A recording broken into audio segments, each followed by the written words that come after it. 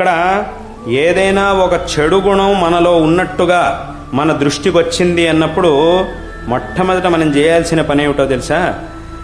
దాన్ని ఒప్పుకోవాలి.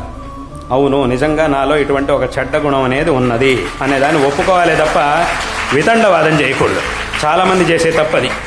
ఎందుకంటే దాన్ని ఒప్పుకున్నప్పుడే దాన్ని సరి చేసుకోవడానికి సాధ్యమవుతుంది తప్ప అబ్బాయి ఇది సరికాదు, నేను చేసిందే సరి అని కనుక వితండవాదం చేయడం మొదలెట్టాము అంటే దాన్ని ఎవరూ సరి చేసుకోలేరు.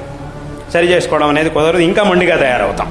ఆ వితండవాదం చేయడం ద్వారా ఆ వితండవాదం అనేది మనిషిని ఇంకా మొండివాడిగా తయారు చేస్తుంది. ఏం చేస్తుంది అంటే అంతకుముందైతే ఏదో తప్పు చేశాడు, కానీ ఇప్పుడు ఈ వితండవాదం చేసి తర్వాత ఎలా తయారవుతాడంటే చేస్తే తప్పే చేయాలి అన్నట్టుగా తయారైపోతాడు మనిషి. ఎందుకు చేయకూడదు, ఇలాగే చేస్తా నేను, ఎవడేమనుకున్నా సరే ఇలాగే చేస్తా నేను అనేటటువంటి ఆ మొండితనం మనిషికి వస్తుంది. కాబట్టి అది రాకుండా ఉండాలి అంటే ముందు ఆ తప్పు మన దృష్టికి వచ్చినప్పుడు మొట్టమొదట దాన్ని ఒప్పుకోవాలి. ఆ ఒప్పుకున్న తర్వాత చేయవలసింది ఏమిటి అని అంటే, ఒప్పుకుంటే అక్కడికి ఇంకా ఆ సరి చేసుకోవడంలో 90% అయిపోయినట్టే. ఇంకా మిగిలింది 10%. ఆ 10% ఏమిటి అని అంటే దాన్ని సరి చేసుకోవడం.